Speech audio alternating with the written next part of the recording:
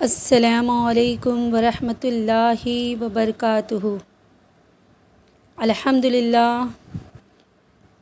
للہ رب العالمین والصلاة والسلام علی سید المرسلین، اما بعد فاعوذ باللہ من الشیطان الرجیم، بسم اللہ الرحمن الرحیم۔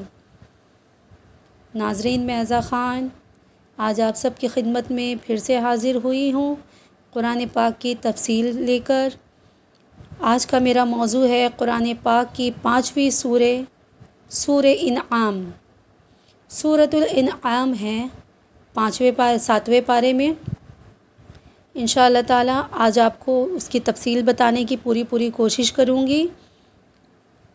ویڈیو کو اسکپ نہ کریں، شروع سے آخر تک مکمل دیکھیں اور سنیں انشاءاللہ تعالی، اور سننے سے زیادہ اس پر عمل کرنے کی توفیق اللہ عطا کرے آپ سب کو، ہم سب کو انشاءاللہ تعالی، اور اسے زیادہ سے زیادہ شیئر کریں ثواب جاریہ کی نیت سے، تاکہ ہم سے زیادہ اور بھی دوسرے لوگ جو بھی اسے سنیں اللہ رب العالمین کی رضا کے لیے اس پر عمل کریں انشاءاللہ تعالی۔ تو انشاءاللہ شروع کرتے ہیں۔ اعوذ باللہ من الشیطان الرجیم، بسم اللہ الرحمن الرحیم۔ سورہ انعام۔ سورہ انعام مکی ہے اور اس میں اللہ 165 آیتیں اور 20 رکوع ہیں۔ 3100 کلمہ اور 12935 حرف ہیں۔ حضرت ابن عباس رضی اللہ تعالیٰ عنہما نے فرمایا کہ یہ کل سورہ ایک ہی شب میں بمقام مکہ مکرمہ نازل ہوئی، اور اس کے ساتھ 70,000 فرشتے آئے۔ سبحان اللہ تعالی، یعنی یہ سورہ مکہ معظمہ میں نازل ہوئی اور اس کے ساتھ 70,000 فرشتے بھی آئے تھے، جن سے آسمانوں کے کنارے بھر گئے تھے۔ سبحان اللہ تعالی۔ یہ بھی ایک روایت میں ہے کہ وہ فرشتے تسبیح تقدس کرتے آئے اور سید عالم صلی اللہ علیہ وسلم سبحان ربی العظیم فرماتے ہوئے سرسجود ہوئے۔ سبحان اللہ تعالی۔ آیت ہے الحمدللہ الذی خلق السماوات والارض وجعل الظلمات والنور ثم الذین کفروا بربهم یعدلون هو الذی خلقکم من طین ثم قضى اجالہ واجال مسمى عنده ثم انتم تمترون وهو اللہ فی السماوات وفی الارض یعلم سرکم وجہرکم ویعلم ما تکسبون۔ ترجمہ: سب خوبیاں اللہ کو جس نے آسمان اور زمین بنائے اور اندھیاریاں اور روشنی پیدا کی، اس پر کافر لوگ اپنے رب کے برابر ٹھہراتے ہیں۔ وہی ہے جس نے تمہیں مٹی سے پیدا کیا اور پھر ایک میعاد کا حکم رکھا اور ایک مقررہ وعدہ اس کے یہاں ہے، پھر تم لوگ شک کرتے ہو، اور وہی اللہ ہے آسمانوں اور زمین کا، اسے تمہارا چھپا اور ظاہر سب معلوم ہے اور تمہارے کام جانتا ہے۔ بے شک اللہ رب تعالیٰ کی بارگاہ میں رب تعالیٰ ہر عمل سے ہمارے واقف ہے، چاہے ہم اسے 70 پردوں کے اندر بھی چھپا کر اگر ہم کوئی گناہ کرتے ہیں تو اللہ تعالیٰ اس گناہ کو جاننے اور دیکھنے والا ہے مالک، اور اگر ہم کھلے عام بھی اگر کوئی یا دبے ہاتھوں سے بھی اگر کوئی نیکی کرتے ہیں تو اللہ تعالیٰ اس نیکیوں کو دیکھنے والا ہے۔ بے شک سبحان اللہ تعالیٰ۔ حضرت کعب احبار رضی اللہ عنہ نے فرمایا توریت میں سب سے اول یہی آیت ہے۔ اس آیت میں بندوں کو شان استغفار کے ساتھ حمد کی تعظیم فرمائی گئی، اور پیدائش آسمان و ذکر زمین کا ذکر ہے، اس لیے ہے کہ ان میں ناظرین کے لیے بہت عجائب و قدرت، غرائب حکمت اور عبرتیں و منافع حاصل ہیں۔ سبحان اللہ تعالی۔ اب یہاں پہ دوسری آیت ہے وَقَالُوا لَوْلَا أُنزِلَ عَلَيْهِ مَلَكٌ وَلَوْ أَنزَلْنَا مَلَكًا لَقُضِيَ الْأَمْرُ ثُمَّ لَا يُنظَرُونَ وَلَوْ جَعَلْنَاهُ مَلَكًا لَجَعَلْنَاهُ رَجُلًا وَلَا لَبَسْنَا عَلَيْهِمْ مَا يَلْبِسُونَ وَلَقَدِ اسْتُهْزِئَ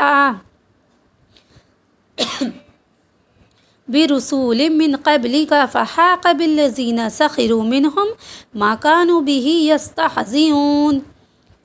ترجمہ: اور بولے ان پر کوئی فرشتہ کیوں نہ اتارا گیا، اور اگر ہم فرشتہ اتارتے تو کام تمام ہو گیا ہوتا، پھر انہیں مہلت نہ دی جاتی، اور اگر ہم نبی کو فرشتہ کرتے جب بھی اسے مرد ہی بناتے، اور ان پر وہی شبہ رکھتے جس میں اب پڑے ہیں، اور ضرور اے محبوب تم سے پہلے رسولوں کے ساتھ بھی ٹھٹھا کیا گیا، تو وہ جو ان سے ہنستے تھے ان کی ہنسی انہی کو لے بیٹھی۔ اللہ اکبر۔ ترجمہ تفصیل: یہ ان کفار کا جواب ہے جو نبی علیہ السلام کو کہا کرتے تھے یہ ہماری طرح بشر ہیں۔ اللہ اکبر۔ اور اسی خبط میں وہ ایمان سے محروم رہتے تھے۔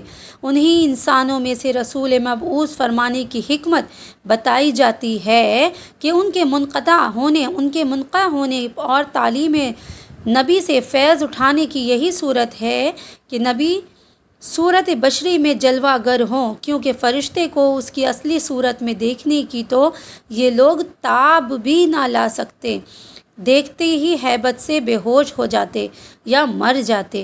اس لیے اگر بالفرض رسول فرشتہ ہی بنایا جاتا اور صورت انسانی ہی میں بھیجے جاتے تاکہ یہ لوگ اس کو دیکھ سکیں، اس کا کلام سن سکیں، اس سے دین کے احکام معلوم کر سکیں، لیکن اگر فرشتہ صورت بشری میں آتا تو انہیں پھر وہی کہنے کا موقع رہتا کہ یہ بشر تو فرشتے کو نبی بنانے کا کیا فائدہ۔ اللہ اکبر۔ ناظرین، اب آپ سب سے میں نے آپ کے سامنے قرآن پاک کی اس آیت کا بھی ذکر کر دیا، سنا دیا آپ کو، جس آیت میں حضور پاک صلی اللہ علیہ وسلم کو بشر کہنے کا ذکر ہے کہ انہیں بشر نہیں بلکہ جب بھی کہیں تو خیر البشر کہیں۔ اور دوسرا میں نے آپ کو اسی ترجمے کی تفصیل بھی بیان کر دی کہ قرآن مجید میں اس کی کس طرح تفصیل بیان کی گئی ہے۔ جس طریقے سے کچھ لوگ ایسے ہیں، اس دور میں بھی کچھ لوگ ایسے ہوتے تھے اور آج کے دور میں بھی ہیں، اللہ انہیں ہدایت عطا کرے، پاک پروردگار راہ راست پہ لے آئے اپنے حبیب کے صدقے میں، اور جو کلام پاک میں پڑھ رہی ہوں اللہ اس کے صدقے میں ہر مومن کو راہ راست پہ لے آئے، رب کائنات ہر گمراہی سے بچا لے، کم سے کم جب تک یہ گنہگار آنکھیں بند نہ ہو جائیں تب تک تو میرے مولا اسے اپنی ان گناہوں سے توبہ کرنے کی توفیق عطا کر دے ہم سب کو، آمین ثم آمین۔ کہنے کا خلاصہ عام یہ ہے کہ پہلے کے لوگ بھی یہ کہا کرتے تھے نبی پاک کو کہ آپ بشر ہیں، معاذ اللہ آپ بشر ہیں، آپ ہمارے جیسے ہیں، یعنی ہم جیسے انسان ہیں، ہم کھاتے ہیں، پیتے ہیں، سوتے ہیں، بیٹھتے ہیں، حاجت کرتے ہیں، ہر چیز کرتے ہیں، اسی طرح معاذ اللہ آپ بھی ایک بشر ہیں، تو آپ کیوں کر نبی ہوں گے؟ اگر نبی ہی ہونا تھا، اللہ کو نبی بھیجنا تھا تو کوئی فرشتے کی صورت میں بھیجتا۔ تو اللہ رب العالمین یہ جواب دیتا ہے ان کے سوال میں، یہ آیت نازل ہوئی اور اللہ نے جواب دیا انہیں اس آیت کے عوض میں کہ سنو کہ اگر میں تمہارے بیچ میں اگر کوئی فرشتہ بھیجتا اور فرشتہ نبی کی صورت میں فرشتہ بھیجتا تو تم اس فرشتے کی تاب ہی نہیں سہ پاتے، اور اس ہیبت ان کو دیکھ کے ہیبت سے ہی تم مر جاتے یا بے ہوش ہو جاتے۔ تو جب تم مر جاتے یا بے ہوش ہو جاتے تو اللہ کی راہ اللہ کیا فرماتا ہے وہ تم کیسے سن پاتے، اللہ کا کلام تم تک کیسے پہنچ پاتا؟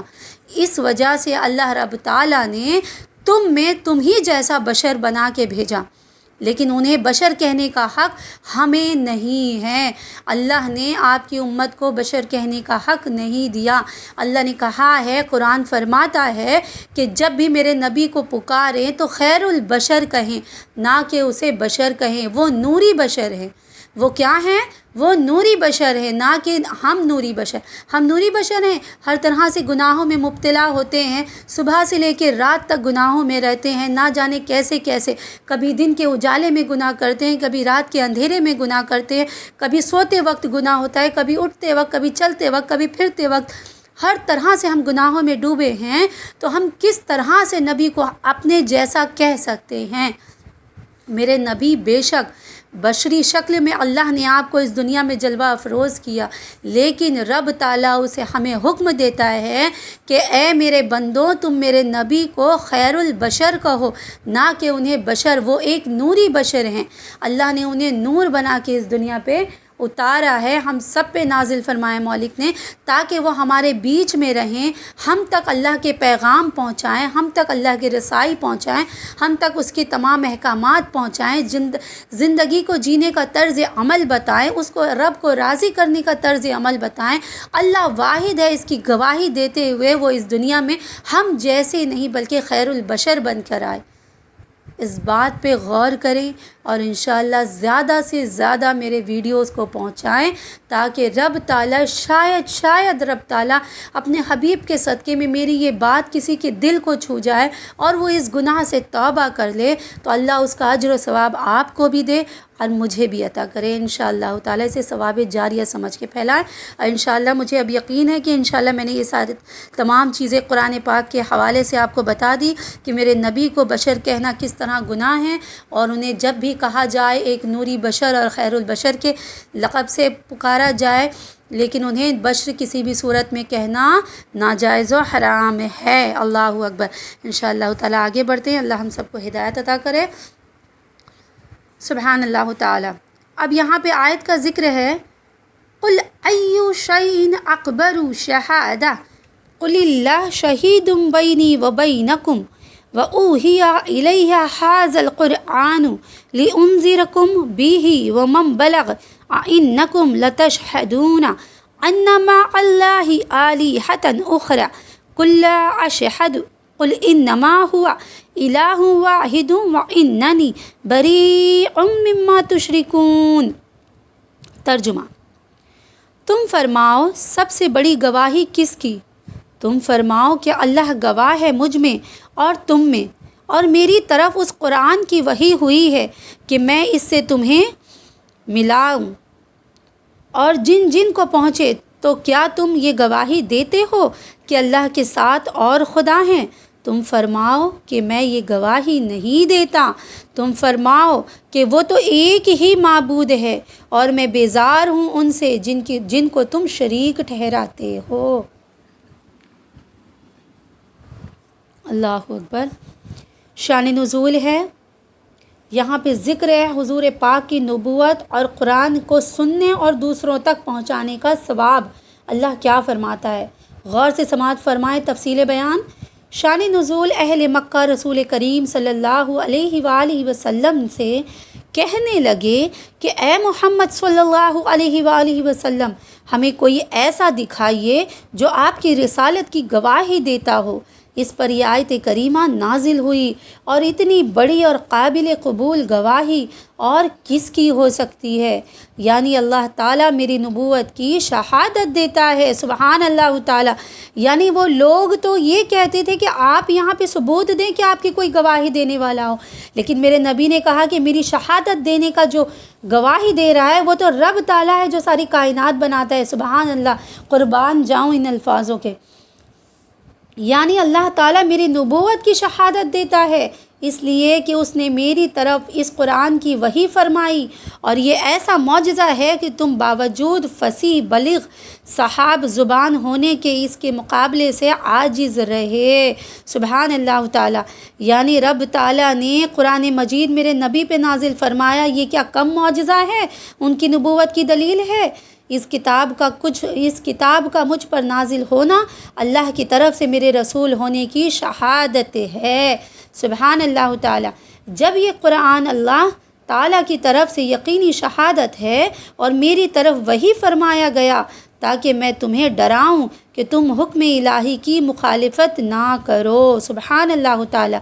یعنی میرے بعد قیامت تک آنے والے جنہیں یہ قرآن پاک پہنچے، خواہ وہ انسان ہو یا جن، ان سب کو میں حکم الہی کی مخالفت سے ڈراؤں۔ حدیث شریف میں ہے کہ جس شخص کو قرآن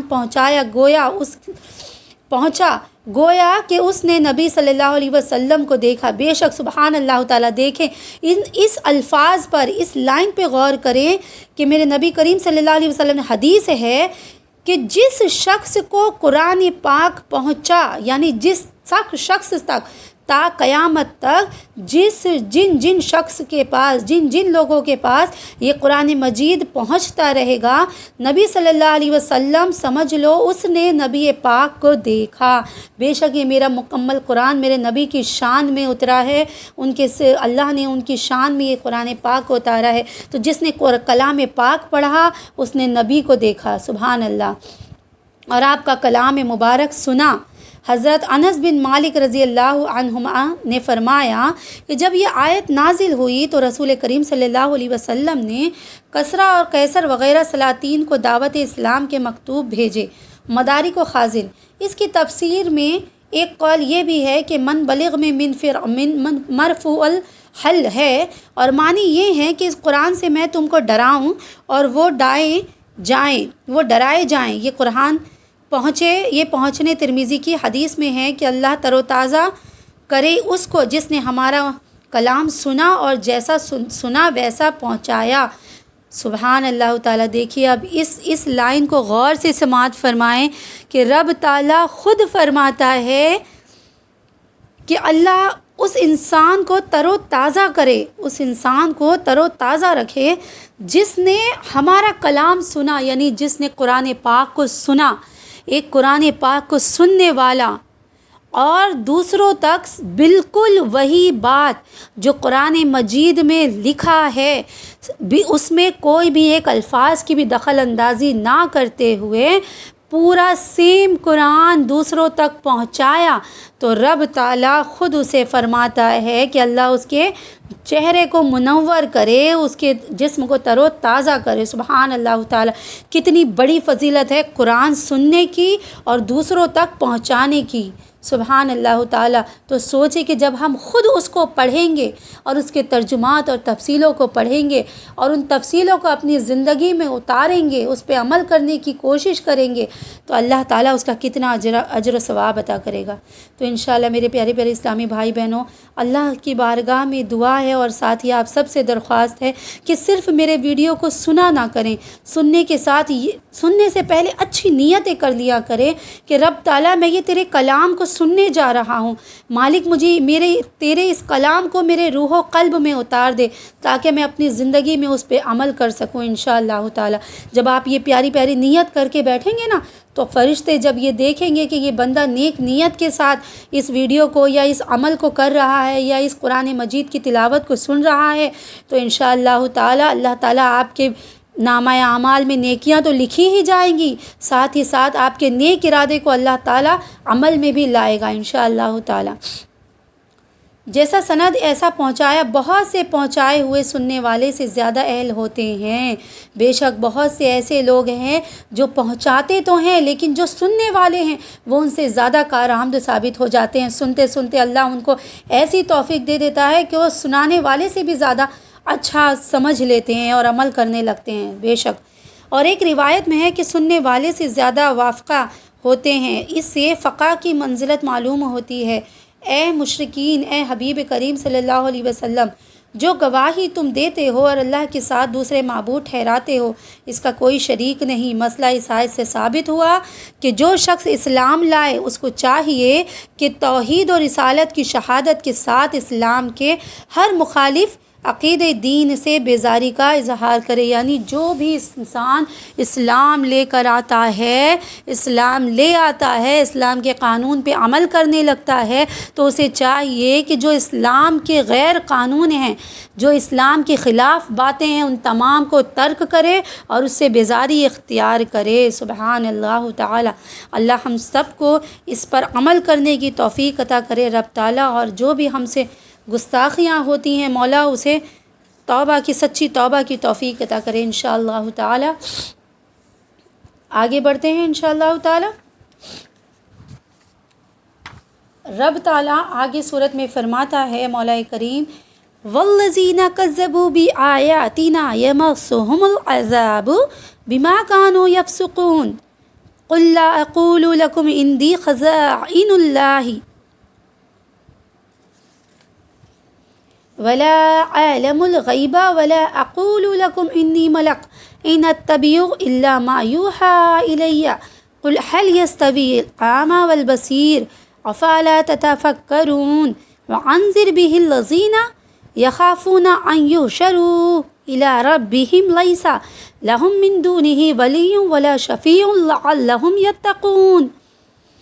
اب رب تعالیٰ یہاں پہ ترجمہ ہے، اللہ تعالیٰ اس کا ترجمہ ہے، اور جنہوں نے ہماری آیتیں جھٹلائیں انہیں عذاب پہنچے گا بدلہ ان کی بے حکمی کا۔ تم فرما دو میں تم سے نہیں کہتا میرے پاس اللہ کے خزانے ہیں، اور نہ یہ کہوں کہ میں آپ غیب جان لیتا ہوں، اور نہ تم سے یہ کہوں کہ میں فرشتہ ہوں، میں تو اسی کا تابع ہوں جو مجھے وحی آتی ہے۔ سبحان اللہ تعالیٰ۔ تم فرماؤ کیا برابر ہو جائیں گے اندھے اور انکھیارے؟ تو کیا تم غور نہیں کرتے؟ اور اس قرآن سے انہیں ڈراؤ جنہیں خوف ہو کہ اپنے رب کی طرف یوں اٹھائے جائیں کہ اللہ کے سوا نہ ان کا کوئی حمایتی ہو نہ کوئی سفارشی، اس امید پر کہ وہ پرہیزگار ہو جائیں۔ اللہ اکبر۔ بے شک سبحان اللہ تعالیٰ تفصیل بیان ہے، غور سے سماعت فرمائیں۔ اب یہاں پہ ذکر ہے، آپ کو بتاتی چلوں، حضور پاک کے علم غیب کا، اور اللہ کی طرف سے ہے یہ علم غیب، ان تمام چیزوں کا ذکر ہے، غور سے سماعت فرمائیں، اور جو بھی غلط فہمیاں ہیں انشاءاللہ تعالی ان تمام غلط فہمیوں کو دور کرنے کی کوشش کریں انشاءاللہ۔ کفار کا طریقہ تھا کہ وہ سید عالم صلی اللہ علیہ وآلہ وسلم سے طرح طرح کے سوال کیا کرتے تھے۔ کبھی کہتے کہ آپ رسول ہیں تو ہمیں بہت سی دولت اور مال دیجیے کہ ہم کبھی محتاج نہ ہوں، ہمارے لیے پہاڑوں کو سونا کر دیجیے۔ کبھی کہتے کہ گزشتہ اور آئندہ کی خبریں سنائیے اور ہمیں ہمارے مستقبل کی خبر دیجیے، کیا کیا پیش آئے گا تاکہ ہم منافع حاصل کر لیں اور نقصانوں سے بچنے کے پہلے سے انتظام کر لیں۔ کبھی کہتے کہ ہمیں قیامت کا وقت بتائیے کب آئے گی۔ کبھی کہتے کہ آپ کیسے رسول ہیں جو کھاتے پیتے ہیں، نکاح بھی کرتے ہیں۔ ان کے تمام باتوں کا اس آیت میں جواب دیا گیا کہ یہ کلام نہایت بے محل اور جاہلانہ ہے، کیونکہ جو شخص کسی امر کا مدعی ہو اس سے وہی باتیں دریافت کی جا سکتی ہیں جو اس کے دعوے سے تعلق رکھتی ہوں۔ غیر متعلق باتوں کا دریافت کرنا اور ان کو اس دعوے کے خلاف حجت بنانا انتہا درجے کا جہل ہے۔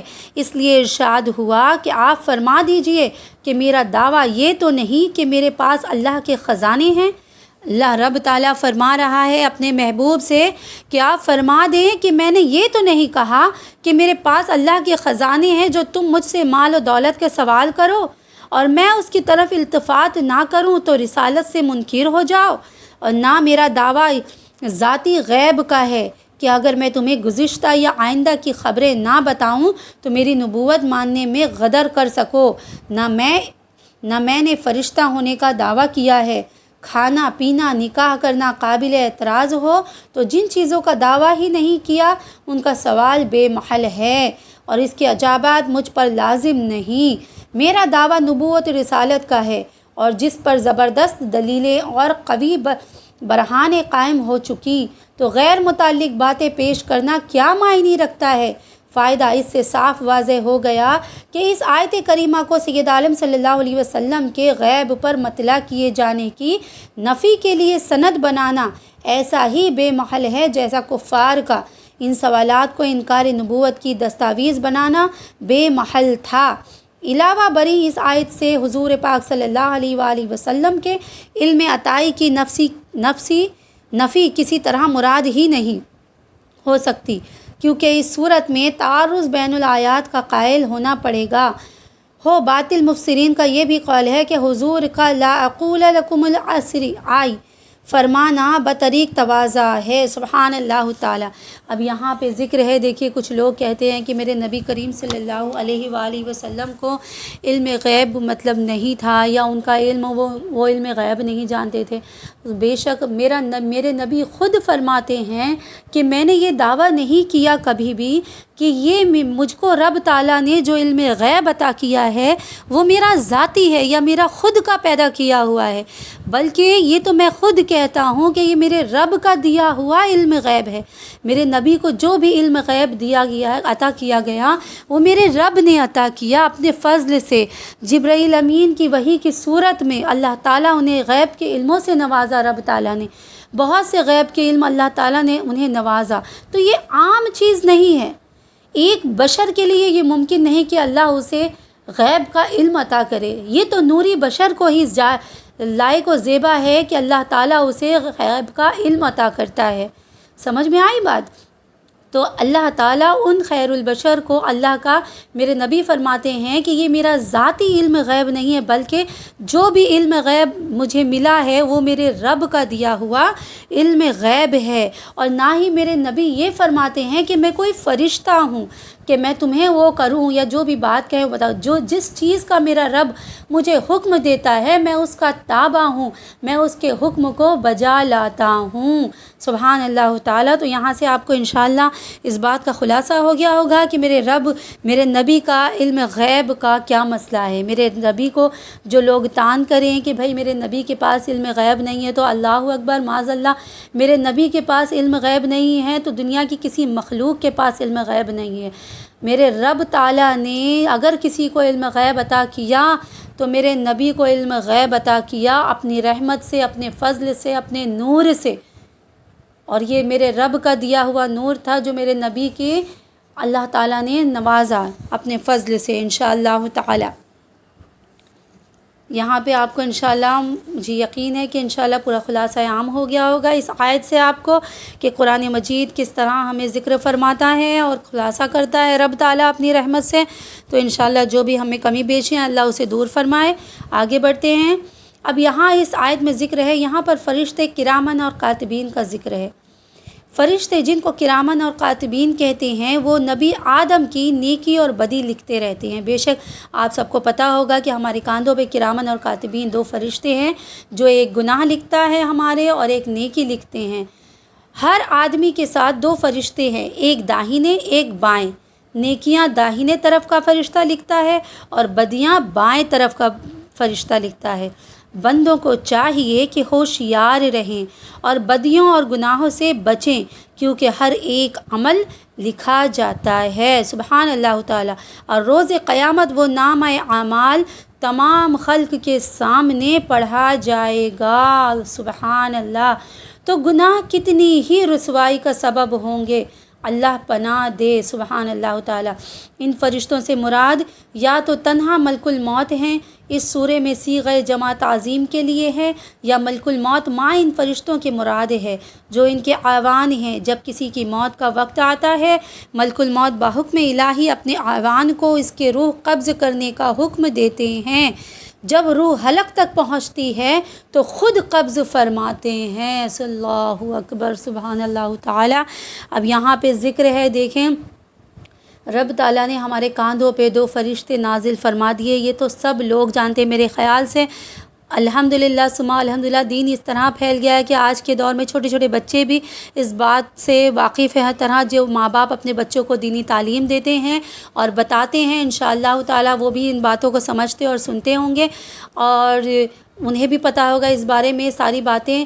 اور میں جہاں اولاد کا ذکر چھڑا ہے تو میں آپ لوگوں سے یہ بتاتی چلوں اور یہ کہتی چلوں انشاءاللہ تعالیٰ۔ دیکھیں اولاد کی تعلیم پہ غور فرمائیں زیادہ سے زیادہ، کیونکہ یہ اولاد ہمارے آنے والی نسل کی، نئی نسل کی پیڑھی ہے، جو آگے آنے والا ہمارا آئینہ ہے، ہمیں آئینہ دکھاتی ہے۔ آپ جتنا ہو سکے اپنی اولادوں کی پرورش کی رہنمائی کریں، اپنی اولادوں کو دین اسلام کے صحیح احکام پہ چلائیں، انہیں دھیرے دھیرے، بچے چھوٹے سے ہیں انہیں شروع سے ہی دین اسلام کی چھوٹی چھوٹی سی واقعات بتاتے چلیں، پیغمبران دین کے واقعات بتاتے چلیں، سنتوں کے بارے میں بتاتے چلیں، چھوٹی چھوٹی دعائیں یاد کراتے چلیں، کھانے کی دعائیں دعائیں، پینے کی دعائیں، غسل خانے میں جانے کی دعائیں، سونے کی دعائیں، اٹھنے کی دعائیں، سلام کرنے کا طریقہ، جواب دینے کا طریقہ، ان تمام چیزوں کو اولادوں کو سکھاتے چلے۔ یقین مانیں اللہ تعالیٰ آپ کی نسلوں کو ایسا بنا دے گا کہ جن کو دیکھ کر آپ کو دنیا میں بھی فخر ہوگا اور آخرت میں بھی آپ کا سر ہمیشہ اونچا رہے گا رب تعالیٰ کی بارگاہ میں۔ آپ کی نسلیں ایسی نیک بن جائیں گی انشاءاللہ تعالیٰ۔ جو بچوں کو شروع سے تعلیم دی جائے نا تو انشاءاللہ تعالیٰ ویسے بچے بنتے انشاءاللہ تعالیٰ۔ اللہ اکبر، بڑی بات سے توبہ، الحمدللہ ثم الحمدللہ۔ انشاءاللہ آنے والی نیکسٹ ویڈیو میں کوشش کروں گی کہ میں خود اپنے بچے کی ایک ویڈیو آپ کے سامنے ضرور بھیجوں تاکہ آپ دیکھیں تو شاید آپ کو تھوڑا بہت آئیڈیا مل جائے کہ کس طریقے سے مطلب بچوں کی پرورش ہوتی ہے۔ میں دھیرے دھیرے انشاءاللہ بیچ میں ایک ویڈیوز اپنے بیٹے کی، اپنے بچے کی میں ڈالتی رہوں گی انشاءاللہ، آپ وہ بھی دیکھیں اور انشاءاللہ کوشش کریں بچوں کے ماحول کے اس طریقے سے بنانے کی جب بچہ 1 سال کا ہو تب سے ہی اسے ٹریٹمنٹ کرنا شروع کر دیں، اس کو جس طرح بچوں کو ہمیں اسلامی طور پہ ٹریٹ کرنا ہے انشاءاللہ آج نہیں تو کل، لیکن جو بچہ ہمارا شروع سے پریپیئر ہوگا نا جس چیز کے لیے انشاءاللہ جب وہ بڑا ہوگا تو وہ ان تمام چیزوں کو ضرور فالو کرے گا، کیونکہ وہ بچپن میں سیکھی تھی نا اس نے، تو اللہ تعالیٰ اسے ضرور اس چیز پہ عمل پیرا کرے گا انشاءاللہ تعالیٰ۔ آگے بڑھتے ہیں تو اللہ تعالیٰ ہمیں یہاں پہ فرما رہا ہے کرامن کاتبین، یہ 2 فرشتے اللہ نے ہمارے کندھوں پہ ڈال دیے ہیں، وہ فرشتے نیکی اور گناہ دونوں ہمارے لکھتے ہیں۔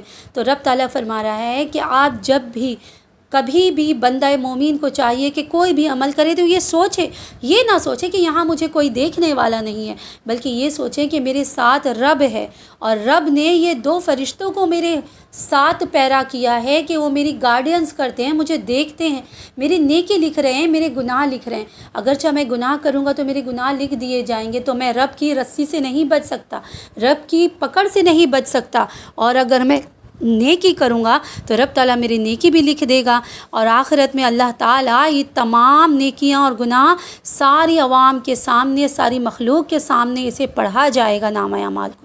دیکھیے اللہ تعالیٰ کی میں آپ کو یہ چھوٹی سی رحمت بتاتی چلتی ہوں الحمدللہ ثم الحمدللہ۔ ویسے تو سب کو پتہ ہی ہے، لیکن کہتے ہیں نا کہ کوئی بھی حدیث کو بار بار یا کوئی بھی نیک بات کو بار بار کہنے سے دلوں کے زنگ صاف ہوتے ہیں، بس اسی ارادے سے آپ کو بتا رہی ہوں۔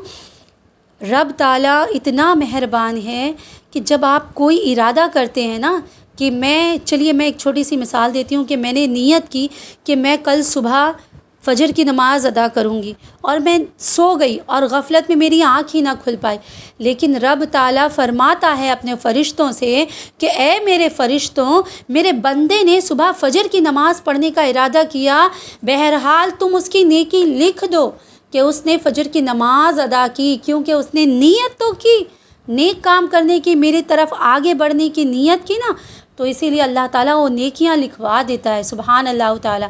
اور جب ہم وہی بندہ مومن یہ ارادہ کرتا ہے کہ کل میں فلم دیکھنے جاؤں گا، تو یقین مانے میرا رب اس فرشتے سے کہتا ہے کہ اے فرشتے تو رک جا، خبردار جو تو نے ایک قلم بھی اپنی آگے بڑھائی، میرا بندہ جب تک وہ گناہ کر نہ لے، جب تک وہ گناہ میں مبتلا نہ ہو جائے، تب تک تو اپنا قلم نہ چلانا، تب تک اس کے گناہ کو نہ لکھنا، اور جب وہ گناہ کر لے بندہ اس کے بعد اللہ تعالیٰ وہ حکم دیتا ہے کہ اب اس کا گناہ لکھو سبحان اللہ تعالیٰ۔ یعنی رب تعالیٰ آخر تک بندے کو مہلت دیتا ہے کہ اس نے ابھی تو گناہ کا صرف ارادہ کیا ہے، اس نے گناہ کیا نہیں، تو میرے فرشتوں تم ابھی گناہ لکھنا نہیں۔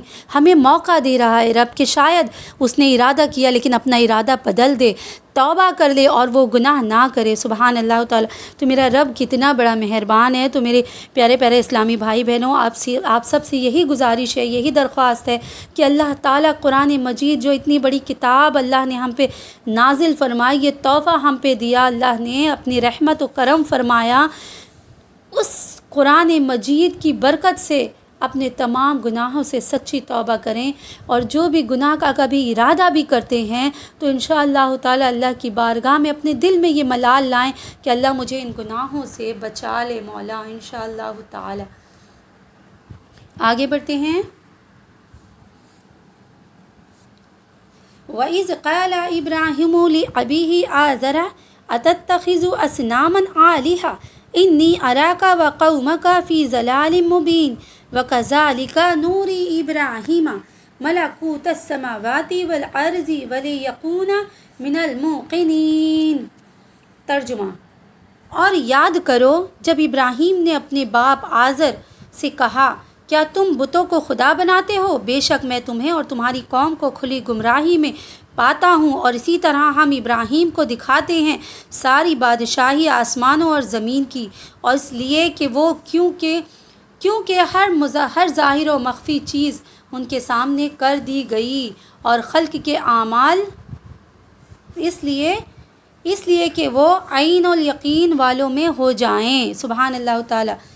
ترجمہ تفصیل ہے، قاموس میں ہے کہ عارض حضرت ابراہیم علیہ السلام کے چچا کا نام ہے۔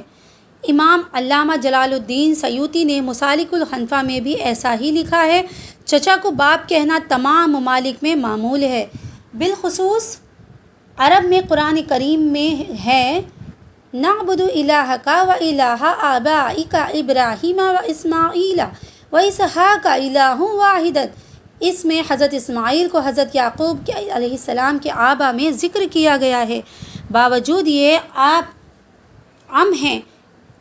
حدیث شریف میں بھی حضرت سید عالم صلی اللہ علیہ وسلم نے حضرت عباس رضی اللہ تعالی عنہ کو اب فرمایا، چنانچہ ارشاد کیا، ودّ علیہ عنی ابی علیہ ابی، اور یہاں ابی سے حضرت عباس مراد ہیں۔ یہ آیت مشرکین عرب پر حجت ہے جو حضرت ابراہیم علیہ السلام کو معظم جانتے تھے اور ان کی فضیلت کے معترف تھے۔ انہیں دکھایا جاتا ہے کہ حضرت ابراہیم علیہ السلام بت پرستی کو کتنا بڑا عیب اور گمراہی بتاتے ہیں۔ اگر تم انہیں مانتے ہو تو بت پرستی تم بھی چھوڑ دو۔ یعنی جس طرح حضرت ابراہیم علیہ السلام کو دین میں بینائی عطا فرمائی، ایسے ہی انہیں آسمانوں اور زمین کے ملک دکھاتے ہیں۔ سبحان اللہ۔ حضرت ابن عباس رضی اللہ تعالیٰ عنہما نے فرمایا، اس سے آسمانوں اور زمین کی خلق مراد ہے۔ مجاہد اور سعید بن جبیر کہتے ہیں کہ آیات سماوات و ارض مراد ہے۔ یہ اس طرح کہ حضرت ابراہیم علیہ السلام کو صخرہ یعنی پتھر پر کھڑا کیا گیا اور آپ کے لیے سماوات مکشوف کیے گئے، یہاں تک کہ آپ نے عرش و کرسی اور آسمانوں کے تمام عجائب اور جنت میں اپنے مقام کو معائنہ فرمایا۔ سبحان اللہ تعالی۔ آپ کے لیے زمین کشف فرما دی گئی، یہاں تک کہ آپ نے سب سے نیچے کی زمین تک نظر کی اور زمینوں کے تمام عجائب دیکھے۔ مفسرین کا اس میں اختلاف ہے کہ یہ رویت پشم باطن تھی یا پشم سر اور منصور خازن وغیرہ۔ سبحان اللہ تعالی۔ اب یہاں پہ حضرت ابراہیم علیہ السلام کا بیان ہے، ان کی تفصیل ہے پوری، غور سے سماعت فرمائیں۔ کیونکہ ہر ظاہرہ مخفی چیز ان کے سامنے کر دی گئی اور خلق کے اعمال میں سے کچھ بھی ان سے چھپا نہ رہا۔ علماء تفسیر اور اصحاب اخبار سیر کا بیان ہے کہ نمرود ابن کنعان بڑا جابر بادشاہ تھا۔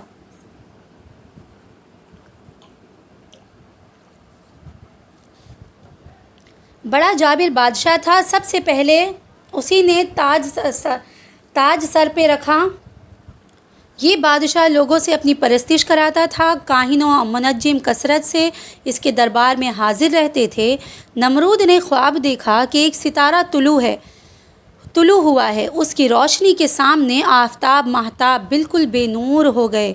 اس سے وہ بہت خوف زدہ ہوا، کاہنوں سے تعبیر دریافت کی۔ انہوں نے کہا، اس سال تیری قلمرو میں ایک فرزند پیدا ہوگا جو تیرے زوال ملک کا باعث ہوگا اور تیرے دین والے اس کے ہاتھ سے ہلاک ہوں گے۔ یہ خبر سن کر وہ پریشان ہوا اور اس نے حکم دے دیا کہ جو بچہ پیدا ہو قتل کر ڈالا جائے اور مرد عورتوں سے علیحدہ رہیں، اور اس کی نگہبانی کے لیے ایک محکمہ قائم کر دیا گیا۔ تقدیرات الہیہ کو کون ٹال سکتا ہے؟ حضرت ابراہیم علیہ السلام کی والدہ ماجدہ حاملہ ہوئیں اور کاہنوں نے نمرود کو اس کی بھی خبر اس کی بھی خبر دی کہ وہ بچہ حمل میں آ گیا، لیکن چونکہ حضرت کی والدہ صاحبہ کی عمر کم تھی، ان کا حمل کسی طرح پہچانا ہی نہ گیا۔ جب زمانہ ولادت قریب ہوا تو آپ کی والدہ اس تہہ خانے میں چلی گئیں جو آپ کے والد نے شہر سے دور کھود کر تیار کیا تھا۔ وہاں آپ کی ولادت ہوئی اور وہیں آپ رہے۔ پتھروں سے اس تہہ خانے کا دروازہ بند کر دیا جاتا تھا۔ روزانہ والدہ صاحبہ دودھ پلا آتی تھی اور جب وہاں پہنچتی تھی تو دیکھتی تھی کہ آپ اپنی سر انگشت چوس رہے ہیں اور اس سے دودھ برآمد ہوتا ہے۔ سبحان اللہ تعالی۔ آپ بہت جلد بڑھتے تھے، 1 مہینے میں اتنا جتنے دوسرے بچے 1 سال میں۔ اس میں اختلاف ہے کہ آپ تہہ خانے میں کتنے عرصہ رہے۔ بعض کہتے ہیں 7 برس، بعض 13 برس، بعض 17 برس۔ نئے سال یقینی ہے کہ انبیاء علیہ السلام ہر حال میں معصوم ہوتے ہیں اور وہ اپنی ابتدائی ہستی سے تمام اوقات وجود میں عارف ہوتے ہیں۔ ایک روز حضرت ابراہیم علیہ السلام نے اپنی والدہ سے دریافت فرمایا، میرا رب پالنے والا کون ہے؟ انہوں نے کہا میں۔ فرمایا تمہارا رب کون ہے؟ انہوں نے کہا تمہارے والد۔ فرمایا ان کا رب کون ہے؟ اس پر والدہ نے کہا خاموش رہو، اور اپنے شوہر سے جا کر کہا جس لڑکے کی نسبت یہ مشہور ہے کہ وہ زمین والوں کا دین بدل دے گا، وہ تمہارا فرزند ہی ہے۔ اور یہ گفتگو بیان کی۔ حضرت ابراہیم علیہ السلام نے ابتدا ہی سے توحید کی حمایت اور عقائد کفریہ کا اعتدال شروع کر فرما دیا، اور جب ایک سوراخ کی راہ سے شب کے وقت آپ نے زہرہ یا مشری ستارے کو دیکھا تو اقامت حجت شروع کر دی، کیونکہ اس زمانے کے لوگ بت اور کواکب کی پرستش کرتے تھے۔ آپ نے ایک نہایت نفیس اور دلنشین پیرایا میں انہیں نظر و استدلال کی طرف رہنمائی کی، جس سے وہ اس نتیجے پر پہنچے کہ عالم تہامہ حادث ہے، الہی نہیں ہو سکتا۔ وہ خود موجود مدبر کا محتاج ہے، جس کی قدرت و اختیار سے اس میں تغیر ہوتے رہتے ہیں۔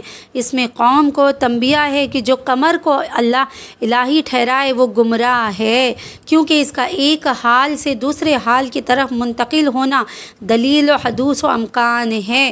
شمس المؤنث غیر حقیقی ہیں، اس کے لیے مذکر و مؤنث کے دونوں صیغے استعمال کیے جا سکتے ہیں۔ یہاں حاضر مذکر لایا گیا، اس میں تعلیم ادب ہے کہ لفظ رب کی رعایت کے لیے لفظ تانیث نہ لایا گیا۔ اسی لحاظ سے اللہ تعالیٰ کی صفت میں علام آتا ہے، نہ کہ علامہ۔ حضرت ابراہیم علیہ السلام نے ثابت کر دیا کہ ستاروں میں چھوٹے سے بڑے تک کوئی بھی رب ہونے کی صلاحیت نہیں رکھتا، ان کا الہی ہونا باطل ہے۔ اور قوم جس شرک میں مبتلا ہے، آپ نے اس سے بیزاری کا اظہار کیا اور اس کے بعد دین حق کا بیان فرمایا جو آگے آتا ہے، یعنی اسلام کے سوا باقی تمام ادیان سے جدا رہ کر۔ مسئلہ اس سے معلوم ہوا کہ دین حق کا قیام استحکام جب ہی ہو سکتا ہے جب کہ تعلیم ادیان باطلہ سے بیزاری ہو اپنی توحید و معرفت کی، کیونکہ وہ بے جان بت ہیں، نہ ضرر دے سکتے ہیں نہ نفع پہنچا سکتے ہیں، ان سے کیا ڈرنا۔ یہ آپ نے مشرکین سے جواب میں فرمایا تھا جنہوں نے آپ سے کہا تھا کہ بتوں سے ڈرو، ان کے برا کہنے سے کہیں آپ کو کچھ نقصان نہ پہنچ جائے۔ وہ ہوگی کیونکہ میرا رب قادر و مطلق ہے جو بے جان جماد اور عاجز محض ہے۔ سبحان اللہ تعالی۔ یہاں پہ حضرت ابراہیم علیہ السلام کا ذکر خیر تھا کہ آپ کس طرح آپ کی پیدائش ہوئی، آپ کے والدہ ماجدہ کیسے تھے، آپ نے کس طرح کہاں پہ آپ کی پیدائش ہوئی، آپ نے کیسے کیسے تعلیم، آپ نے دین اسلام کو پھیلانے، بچپن ہی سے آپ نے دین اسلام کیسے پھیلانا شروع کیا اللہ کی بارگاہ میں۔ یہاں پہ ان تمام چیزوں کا ذکر ہے۔ سبحان اللہ تعالی۔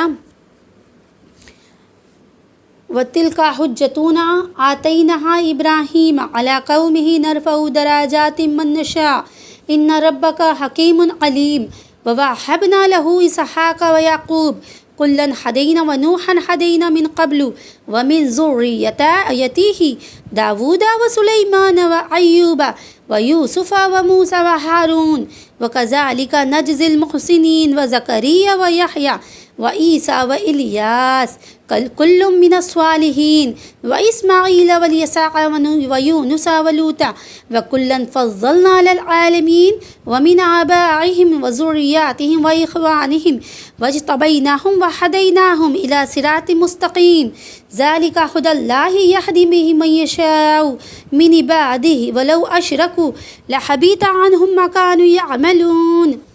سبحان اللہ تعالی۔ ترجمہ: اور یہ ہماری دلیل ہے کہ ہم نے ابراہیم علیہ السلام کو اس کی قوم پر عطا فرمائی، ہم جسے چاہیں درجو بلند کرے، بے شک تمہارا رب علم و حکمت والا ہے۔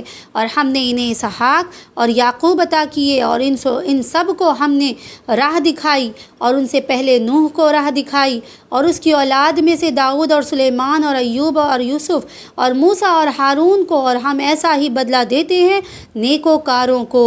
اور زکریا اور یحییٰ اور عیسیٰ اور الیاس کو، یہ سب ہمارے قرب کے لائق ہیں، اور اسماعیل اور یسع اور یونس اور لوط کو، اور ہم نے ہر ایک کو اس کے وقت میں سب پر فضیلت دی، اور کچھ ان کے باپ دادا اور اولاد اور بھائیوں میں سے بعض کو، اور ہم نے انہیں چن لیا اور سیدھی راہ دکھائی۔ یہ اللہ کی ہدایت ہے کہ اپنے بندوں میں جسے چاہے دے، اور اگر وہ شرک کرتے تو ضرور ان کا کیا عقارت جانا۔ سبحان اللہ اکبر۔ تفصیل بیان ہے، غور سے سماعت فرمائیں۔ مسئلہ اس آیت سے اس پر سند لائی جاتی ہے کہ انبیاء ملائکہ سے افضل ہیں، کیونکہ عالم اللہ کے سوا تمام موجودات کو شامل ہے۔ فرشتے بھی اس میں داخلے بھی تو شامل ہیں۔ فرشتے بھی اس میں داخل ہوں تو جب تمام جہان والوں پر فضیلت دے تو ملائکہ پر بھی فضیلت ثابت ہو گئی۔ یہاں اللہ تعالیٰ نے 18 انبیاء علیہ السلام کا ذکر فرمایا، سبحان اللہ تعالیٰ۔ اور اس ذکر میں ترتیب نہ زمانے کے اعتبار سے ہے، نہ فضیلت کی، نہ اوتر ترتیب کا مقتضا، لیکن جس شان سے کہ انبیاء علیہ السلام کے اسماء ذکر فرمائے گئے، اس میں ایک عجیب لطیفہ ہے، وہ یہ کہ اللہ تعالیٰ نے انبیاء کی ہر ایک جماعت کو ایک خاص طرح کی کرامت فضیلت کے ساتھ ممتاز فرمایا۔ تو حضرت نوح اور ابراہیم علیہ السلام اور اسحاق اور یعقوب علیہ السلام کا اول ذکر کیا، کیونکہ یہ انبیاء کے اصول ہیں، یعنی ان کی اولاد میں بکثرت انبیاء ہوئے، یعنی حضرت نوح علیہ السلام اور حضرت ابراہیم علیہ السلام، حضرت اسحاق علیہ السلام اور حضرت یعقوب علیہ السلام۔ ان تمام انبیاء کے اولادوں میں، ان کی نسل میں زیادہ تر انبیاء اور رسول آئے، سبحان اللہ تعالیٰ، کیونکہ یہ انبیاء کے اصول ہیں، یعنی ان کی اولاد میں بکثرت انبیاء ہوئے جن کے انساب انہی کی طرف رجوع کرتے ہیں۔ نبوت کے بعد مراتب معتبرہ میں سے ملک و اختیار و سلطنت اقتدار ہے۔ اللہ تعالیٰ نے حضرت داؤد علیہ السلام کو اس کا خط و افر دیا، اور مراتب رفیع میں سے مصیبت و بلا پر صابر رہنا ہے۔ اللہ تعالیٰ نے حضرت ایوب کو اس کے ساتھ ممتاز فرمایا، پھر ملک صبر کے دونوں مرتبے حضرت یوسف علیہ السلام کو عنایت کیے، آپ نے شدت و بلا پر مدت و صبر فرمایا، پھر اللہ تعالیٰ نے نبوت کے ساتھ ملک مصر عطا کیا، کثرت معجزات، قوت، براہنین بھی مراتب معتبرہ میں سے ہے۔ اللہ تعالیٰ نے حضرت موسیٰ اور ہارون کو اس کے ساتھ مشرف کیا۔ زہد و ترک دنیا بھی مراتب معتبرہ ہے میں سے ہے۔ حضرت زکریا اور یحییٰ علیہ السلام اور عیسیٰ علیہ السلام، الیاس علیہ السلام کو اس کے ساتھ مخصوص فرمایا۔ ان حضرات کے بعد اللہ تعالیٰ نے ان انبیاء کا ذکر فرمایا جن کی نہ متبعین باقی رہے نہ ان کی شریعت، جیسے کہ حضرت اسماعیل، یسع، حضرت یونس علیہ السلام، حضرت لوط علیہ السلام۔ اور اس شان سے انبیاء کا ذکر فرمانے میں ان کے کراماتوں اور خصوصیتوں کا ایک عجیب لطیفہ نظر آتا ہے، سبحان اللہ تعالی۔ اب یہاں پہ آپ سب لوگوں نے سنا کہ اللہ تعالیٰ نے کس طرح 18 انبیاءوں کا ذکر یہاں پہ کیا، سبحان اللہ تعالی۔ الحمدللہ ثم الحمدللہ۔ ابھی میں نے سورۃ الانعام کی اتنی تفصیل اتنی حد تک تفصیل بیان کی ہے، آدھی تفصیل بیان کر چکی ہوں انشاءاللہ الحمدللہ کافی حد تک، اور انشاءاللہ آگے کی تفصیل سورۃ الانعام کی میں نیکسٹ ویڈیو میں انشاءاللہ آپ کے ساتھ ضرور شیئر کروں گی انشاءاللہ تعالی۔ ساتھ ہی ساتھ آپ سب سے گزارش ہے کہ جس طرح میں نے آپ لوگوں کو بتایا کہ جتنا ہو سکے کوشش کریں اپنے آپ کو سدھارنے کی، اپنے آپ کو بدلنے کی، دین اسلام کے احکام پہ چلنے کی، تاکہ آپ کی آنے والی نسلیں نیک بن سکے۔ دیکھیے جب ہم نیک بنیں گے تو ہماری آنے والی نسلیں نیک بنیں گی، اور یہ بہت ضروری ہے کیونکہ آج کا معاشرہ اس قدر گناہوں میں مبتلا ہو گیا ہے کہ ہمیں دین اور اسلام کی طرف رجوع کرنا بہت ضروری ہے، اور اپنے بچوں کو رجوع کروانا بہت ضروری ہے۔ جب تک ہم اپنے بچوں کو دین اسلام کے صحیح احکام کے بارے میں تعلیم نہ دیں گے، انہیں دین اسلام کے حقوق نہ بتائیں گے، تب تک وہ اولادیں اپنے والدین کے حقوق کبھی نہیں سمجھ سکتی۔ اسی لیے میں آپ لوگوں کو زیادہ ہر ویڈیو میں زیادہ کوشش کرتی ہوں یہی بتانے کی کہ اپنے بچوں کو دین اسلام کی طرف رجوع کروائیں، اللہ کی طرف رجوع کروائیں۔ اسی لیے اسی سلسلے سے میں انشاءاللہ تعالیٰ میں اپنے بیٹے کی، جو میں خود الحمدللہ ثم الحمدللہ اپنے بچے کو کوشش کرتی ہوں دین اسلام کی تمام چیزیں بتانے کی، اور اسے کوشش کر رہی ہوں۔ آپ دعا کریں کہ اللہ مجھے بھی کامیابی عطا کرے تاکہ ہماری اولادیں بھی نیک بن جائیں، اور انشاءاللہ آپ کی بھی تمام نسلیں نیک بن جائیں انشاءاللہ تعالیٰ۔ تو انشاءاللہ میں اپنے بچے کی جو بھی ویڈیوز ہیں انشاءاللہ بنا کر، اب تک تو نہیں کی تھی لیکن انشاءاللہ اب کوشش کر رہی ہوں، سوچ رہی ہوں کہ میں وہ بھی انشاءاللہ آپ کے ساتھ شیئر کروں تاکہ آپ کو ایک آئیڈیا ہو کہ بچوں کو کس طریقے سے ہم دین اور اسلام کی طرف رجوع کر سکتے ہیں، اور بچہ کس طرح ایک مینٹل مائنڈ سے بچہ اپنے دماغ سے، اپنے ذہن سے پریپیئر ہو جاتا ہے کہ ہاں میرا اسلام یہ ہے اور مجھے ایسے فالو کرنا ہے، اور میرے اسلام کے مجددین